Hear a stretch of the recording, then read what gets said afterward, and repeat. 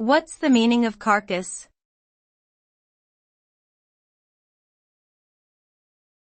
Carcass.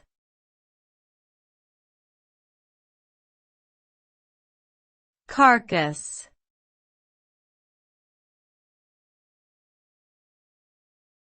Carcass.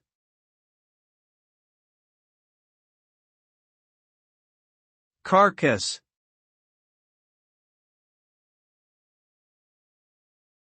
The term carcass refers to the dead body of an animal, usually one that has been hunted or slaughtered.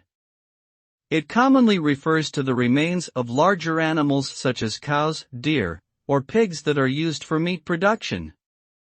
The carcass typically includes the head, feet, internal organs, and other parts not typically consumed by humans. Carcasses can be processed into various cuts of meat and other products, such as sausage or dog food.